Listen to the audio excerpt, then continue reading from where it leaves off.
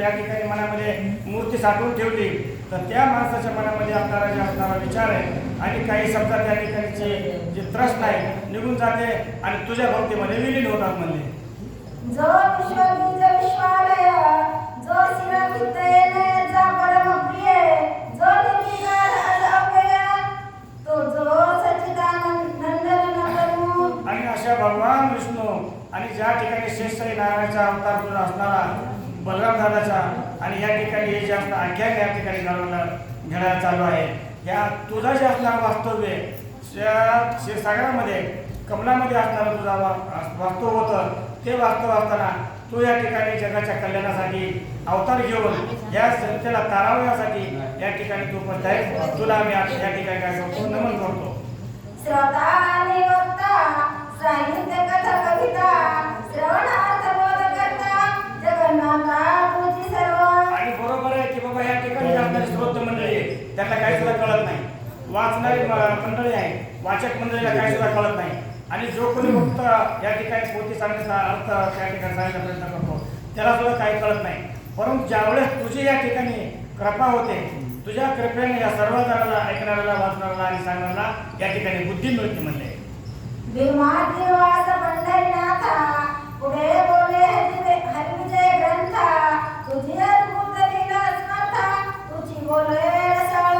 आणि मग त्या ठिकाणी काय झालं ते खाली बसलं आणि मग त्या ठिकाणी काय किती दिवस खाली बसलं आणि मग त्या ठिकाणी ग्रंथकर्त्यांनी पांडुरंग परमात्मा विठ्ठलाची या ठिकाणी कृपा सुदैवून सांगितलेलं आहे की हा जो असा असणारा आठवा अध्याय मी लिहून घातलेला आहे तो माझ्या हातून चांगल्या प्रकारे लिहिला जावा मला तुझी संसद बुद्धी माझ्या मनामध्ये यावी म्हणून पांडुरंगा विठ्ठला तुझी माझ्यावरती कृपा असू द्या म्हणजे. मी केवळ मतिमंद आळसी माझा हाती हा ग्रंथ करविशी जरी सगळं साहित्य पूर्वीशी तरी जरशी ग्रंथ जडे. आणि मग ग्रंथ करते श्रीधर स्वामी पांडुरंगाला विनंती करू लागले की बाबा मी ग्रंथ फक्त लिहिण्याचं त्या ठिकाणी मनामध्ये आणलं पण हे ग्रंथ लिहिण्याचं कार्य माझ्याकडून जे व्हायला लागले याला आणि 100% तुझ्या या ठिकाणी काय असणार मला परवानगी आहे आणि तुझ्या परवानगीने मी हे लिहिलं आणि तुझ्याच परवानगीने मला एक शब्द आठवला म्हणून हा असणारा ग्रंथ माझ्या हातून लिहिला जात आहे. मागे सप्तवाद्याची अंती गाराने गवळणी सांगती दशावताराची निराळती दावली गती अद्भुत. असो पाठीमागे आता एक करता दोन करता 7 अध्याय झाले आणि त्या 7व्या अध्यायामध्ये गवळणीनं काय केलेलं ते असणाऱ्या भगवान कृष्णाचे जे असणाऱ्या घोड्या आणि त्याच्याबद्दलचं घरानं यशोदा मातेकडे काल वर्णन केलं आणि तिथपर्यंत तुम्ही कथा भाग ऐकलेला आहे. आपुली लावणी भगवंते पनीते मिथ्या वाटे गोपिकांते ही दशावतार चरित्रे अद्भुते गोपिनी सांगितले यशोदे.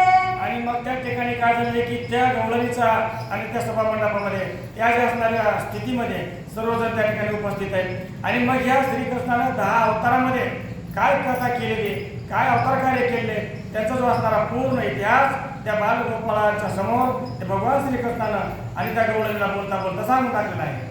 मनाती यशोदे सुंदरी बहु कोटी करितो मुरारी यांची गाराने वर्णिता वस्त्री शेषरी भागे जानपा. आणि मग त्या गवळणी त्या ठिकाणी उपस्थित होत्या त्यांनी सांगितलं म्हणले यशोदा माता तुला ह्याच्या खोड्या तरी किती सांगावेत म्हणले 1 खोडी का 2 खोडी का काय म्हणले यांना जे आम्हाला त्रास द्यायला सुरुवात झालेली ना पहिल्यापासून आतापर्यंत तुला सांगायचं जर म्हणलं ना 1000 कोणाचा जो असणार या ठिकाणी जमून जाईल आणि 1000 हातानं लिहिणारा चित्रवार्मा सुद्धा या ठिकाणी कराय थकून जाईल आणि मोठेचे मोठे ग्रंथ या ठिकाणी होतील म्हणले तुला याच्यानंतर किती सांगावं काय सांगावं.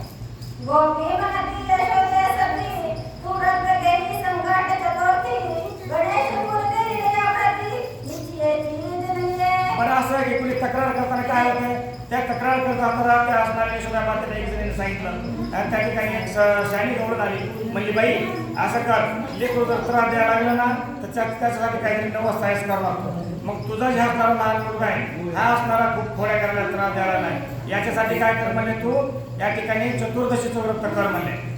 गणेश देईल उत्तम गुण मानी आमुचे वचन प्रमाण यशोदा म्हणे अवश्य करीन संकट चतुर्थी व्रत. आणि मग राजा असो रंक असो पंडित असो ना तर कुणी असो ज्यावेळेस 4 लोक सांगायला येतात त्या माणसाला ऐकायचं काम करावं त्याचप्रमाणे त्या यशोदा मातेनं आणि ठीक आहे म्हणजे बाई तू जर सांगतेस ना चतुर्दशीचा उपवास करतो मी करते आणि गणपतीच्या कृपेने जर माझ्या मुलांच्या खोड्या कमी झाल्या तर मी तो उपवास करायला काही हरकत नाही असं गौरीच्या म्हणण्याला यशोदा मातेने काय केले सहमती दाखवलेली आहे. गजवदनासी म्हणे यशोदा गुण देईन माझी मुकुंदा संकट चतुर्थीचे सर्वदा न सोडी जानबा.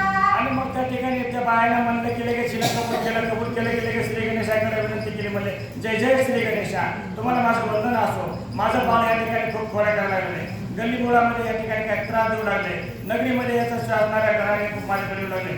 जर समजा तुम्ही याच्या खोड्या बंद केल्या आणि माझ्या मुलाला जर गुण आला तर मी ही चतुर्दशी काही करून तुम्ही चतुर्दशी धरील असं त्या ठिकाणी त्या यशोदा मातेला मान्य केलेलं आहे.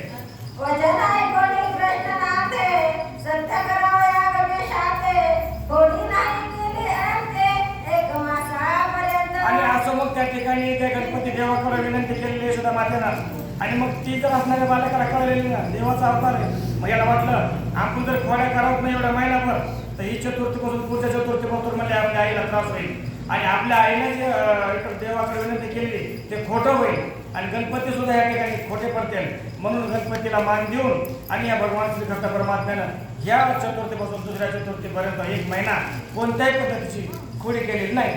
यशोदा म्हणे आदि प्राचिती धन्य धन्य देव गणपती तो श्रीदेची आली चतुर्थी संकटाची सर्वांचे. आणि मग बघा रोजची रोज काहीतरी घराने यायचे नाही सुद्धा मातेकडं एक दिवस सुद्धा जात नव्हता एक आठवडा सुद्धा जात नव्हता. मग काय केलं त्या बिचारीनं देवाची अगदी मनोमन त्या ठिकाणी विनंती मांडली की बाबा मी तुम्हाला म्हणले मी तुमचं व्रत करीन आणि तुम्ही माझ्या बाळाला या ठिकाणी गुण दिला म्हणून गणपतीचं त्या ठिकाणी काय करेल लाख लाख उपकार माना लागली सुद्धा माता. इंदिरा बंधूचा उदय होय तो वरी यशोदा पोवाशी राहे पूजा सामग्री गंगा आहे तरी काय सिद्ध देवा. आणि मग त्या ठिकाणी एक चतुर्थी झाली ह्या चतुर्थीपासून दुसऱ्या चतुर्थीपर्यंत तिने खोड्या केला नाही बाबानं. मग दुसऱ्या चतुर्थीला काय केलेलं आहे तो पण उपवास धरला आणि मग त्या चतुर्थीचं जे असणारं पूजेचं ताट असतं आणि त्या ठिकाणी फुलं जेवढे काय असतात तेवढं त्या यशोदा मातेला काय केलं जमा केलं आणि देवाच्या पूजेची तयारी ठेवलेली.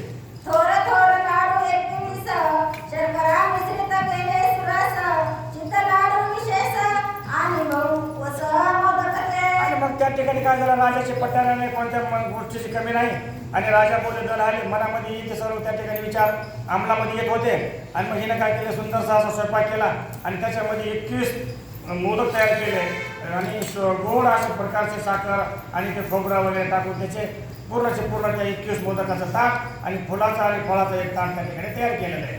ऐसा नैवेद्याचा भरून हारा माता नेऊन ठेवी देवरा तो उदय झाला निशाकरा पडिला अंबरी प्रकाश. आणि मग त्या ठिकाणी काय झालेलं आहे की असं जे ताट आणि ते सगळं त्या ठिकाणी तयार केलं पूजेची एकदम तयारी मांडलेली आणि त्याच वेळेस काय झालेलं आहे की मग चतुर्थीचा अंधार पडत असतो ना चतुर्थीचा अंधार पडत असतो त्या ठिकाणी घरात अंधार असतो आणि मग चंद्र उगवल्याच्या नंतर हळूहळू त्या ठिकाणी तो जे असणारा उजेड पडायला त्या ठिकाणी लागलेला आहे पूर्व दिशेला. मातेशी म्हणे श्री ऋषिकेशी लाडू मोदक देशी आता म्हणे गजवदनासी नैवेद्य जाऊन देईना. आणि मग घरामध्ये कोणता सण असो वार असो काही असो स्वयंपाक झाला चांगला खमंग वास यायला लहान मुलं काय करतात आई मला पुरण खायला दे आई मला त्या ठिकाणी काहीतरी लाडू खायला दे. मग ह्यांचं घरचं कसं असतं की नाही बाबा 5 मिनिट थांब 10 मिनिट थांब पूर्ण स्वयंपाक जर पूर्णपास आला कडी आमटी काय व्हायची देव दे देवाला एक नैवेद्य दाखवलं की तुला खायला दे.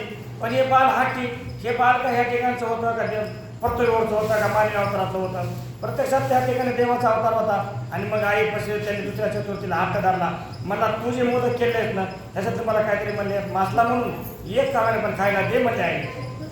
अनेक धूप दीप सामग्री माता मुदेनी वाहेनी देवऱ्या जवळ श्रीहरी एकलाची उभा होता. आणि मग त्या ठिकाणी असं ते छोटंसं बाळ होतं तिथं गणपतीची पूजा मांडलेली आहे आणि काही हरळी वगैरे धूप दीप काही सगळे आणण्यासाठी आणायला ती माता माऊली बाहेर गेली असेल त्या टायमाला मात्र या नैवेद्याचं जे ताट होतं का नाही पाडल्याचं ते मोदकाचं सुगंधित होतं आईने बोललेलं होतं देवाच्या बाईने बोललेलं किती चौदार असेल मात्र हे त्या ठिकाणी त्याच्या तोंडाला पाणी सुटलेलं होतं आणि हा जो होता कृष्ण बाबा त्या ठिकाणी त्या नैवेद्याकडे पाहत उभा राहिला होता.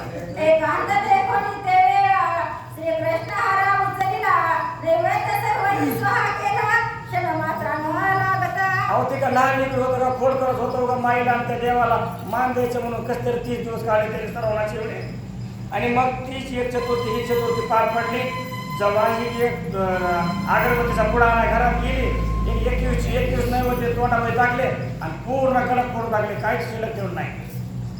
मोने जगवणी सर्व ग्रास उपास समयसेला जगदीश श्री वैकुंठ विलास लीला बसतास दावी तसे. आणि मग त्या ठिकाणी तेवढे नैवेद्य खाल्ले, गडप केले, काय सुद्धा ठेवलं नाही ताटामध्ये. आणि परत माय जाताना ज्या ठिकाणी होता का त्या ठिकाणी राहून गपचूप जाऊन बसला. अशी लीला त्या ठिकाणी भगवान विष्णू या कृष्णाच्या अवतारामध्ये करू लागले. धूप दीप घेऊन त्वरित माता आली सदनात तोरिताची देखला हारतेथ देवार्या पडेला. फुलाचं नैवेद्याचं कापुराचं ताट इथं ठेवलं होतं आणि ती धूप दीप अगरबत्ती आल्या बाई घरात गेल्या होत्या. घेऊन तिने परत त्या ठिकाणी पूजेच्या जवळ आल्या. बघत तिथं काय नैवेद्य त्या ठिकाणी शिल्लक नाही, एकही मोदक त्या बाबाला शिल्लक ठेवलं नाही. सर्व खाऊन ताट त्या ठिकाणी पुसून ठेवलं होतं. मग मात्र यशोदा माता काय म्हणत आहे का, विस्मय मायाची वाटला आणि रे श्रीकृष्ण घनलेळा नैवेद्य काय झाला हारा पडला गीता का. आणि म्हणली मग मनामध्ये विचार केला तिने, घाबरली. म्हणजे हे बघ इथं देव तू आणि मी तिघाशिवाय दुसरं कोणीच नाही. आणि मग या नैवेद्य काय झालं म्हणले बाबा याचं उत्तर देईल लवकर. श्रीकृष्ण म्हणे ओ माते सत्य मानी वचनाते एक सहस्र उंदीर येथे आले होते आता हो. आणि मग त्यांनी सांगितलं पण लय हुशार, लहान लेकरं भयंकर हुशार, तिथं देव होता. त्यांनी सांगितलं म्हणजे हे बाई मला काय बोल नको बरं म्हणले आहे तू इथं तुला कशाला ठेवलंच म्हणली.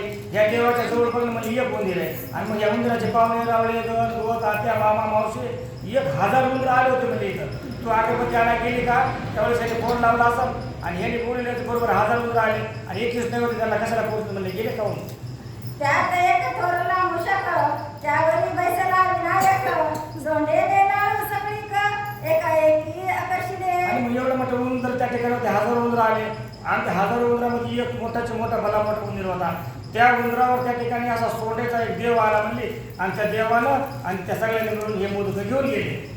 सर्वांनी चर्चिला शेंदूर सोंड हलवी भयंकर उदया त्यांचे भ्यासुर देखून थोर घालोनी. आणि अशा पद्धतीचा देव होता म्हणजे मला काय माहित नाही त्याचं नाव आणि गाव काय की बाई तू कशाची पूजा करते कोणाची पूजा करते मला माहित नाही.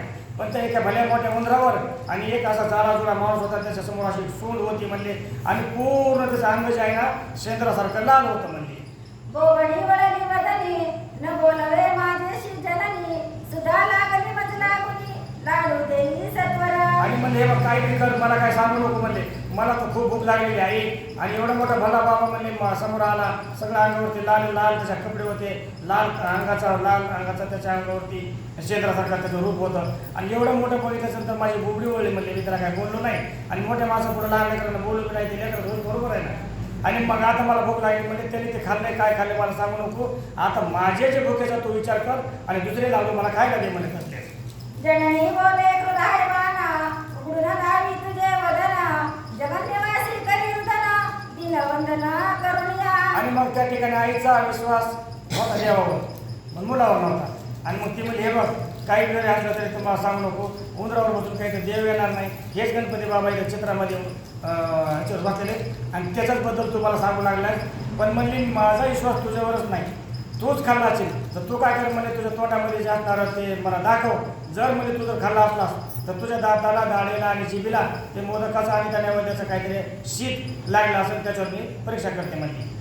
लाडू होते बहुत कैसे जातील माझ्या मुखात विचार करून निश्चित मजबंग शिक्षा करियो. आणि म्हणजे बाबा हुशार होते, त्यांनी म्हणले आई तुला कळतं का म्हणले खायचं जर असतं 21 लाडू पैकी मी एकच लाडू खाल्ला असता, 2 खाल्ला असता.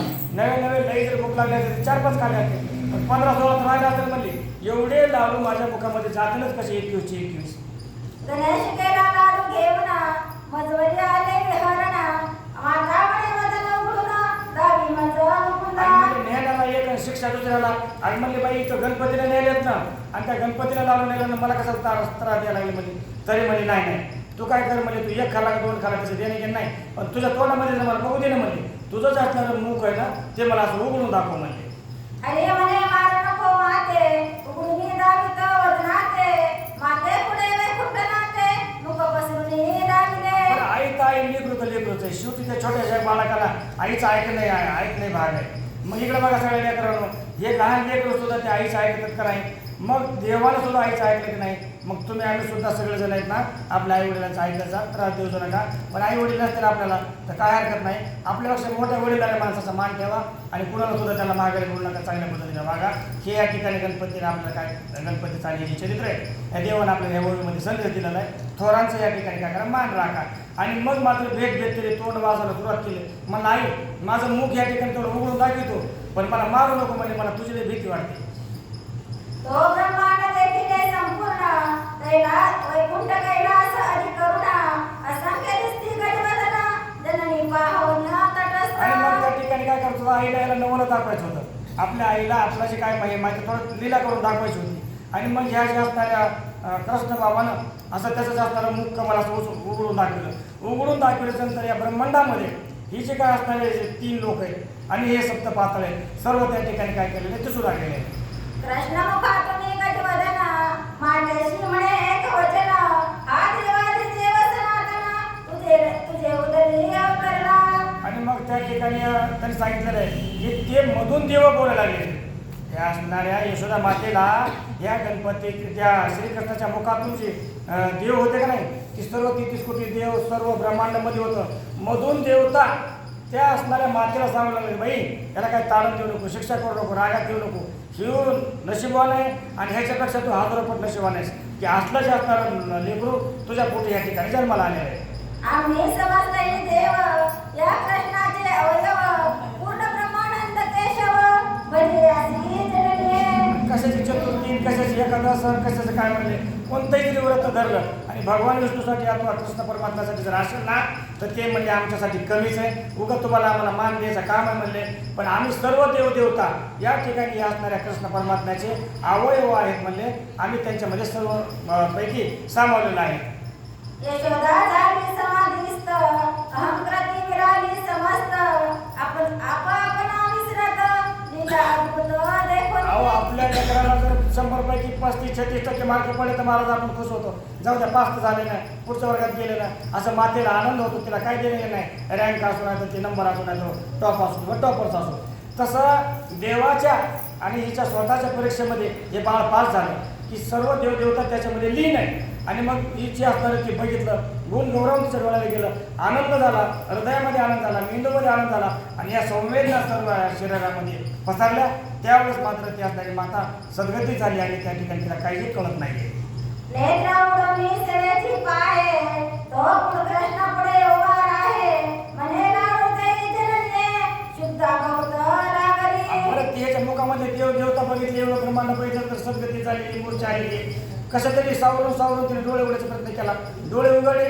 ज्याच्या मुखामधून एवढं ब्रह्मांड आणि देवदेवता दिसत होते का तो गडप झाला आणि बाल रूपामध्ये अजून ते श्रीकृष्ण परमात्मा तिथं दिसला. आणि त्याचा हातच आई म्हणले काय करले मी तुला बोलतो, तू बोलायचं बंद करती, डोळेच काय झाकती, डोळेच काय ओळखती, मूर्छा आणायला लागलीस म्हणले. असं काय करू नको म्हणले, मला भूक लागली, मला आई लाडू दे खायला. माता सद्गतीत होऊन कृष्णाकडे घेतला उचलून खाली सांगते घेऊन करी भोजन यशोदा. बुद्धिमान बाई होती, देवाची आई होती, ती नंदाची पटराणी होती आणि पूर्वी देवलोकातली ती असणारी थोर भक्त मंडळीपैकी एक महिला होती. म्हणून या असणाऱ्या अवतार कार्यामध्ये तिचं या ठिकाणी पुण्य फळाला आलं. आणि असं म्हणल्याच्या नंतर तिला खरा देव कळाला आणि मग त्या बाळाला सद्गती देऊन त्याने घेतलेलं आहे आणि कडेवरती धरलेलं आहे. एकदा वळवळले चक्रपाणी खेळत असता अंगणी कृष्ण मृत्तिका घेऊन आपुल्या वदनी घातली. आणि मग लहान लेकरं कसं असतं, मागत आणि आईला नाही दिल्यावर त्याला राग येतो. राग आल्यानंतर ते काय करते, जमिनीवर पडतंय, आपलंय. मग हे जरा राग त्याच्या सगळ्यापेक्षा इतर बालकापेक्षा जरा राग येतच होतं. हे काय केलं, लाडू देत नाही ना आई, तू राहू दे, मला तर भूक लागलेली, तू तर मला काय लाडू देत नाही. तू केलेले मोदक त्या गणपतीला दिले तर मग उंदराला चाललेस आणि तुला स्वतःच्या बाळाची या ठिकाणी काळजी नाही. मग त्याने रागा काय घेतलं, खालीच पडलेली माती होती, माती घेतली आणि स्वतःच्या मुखामध्ये टाकली. कुंडलिका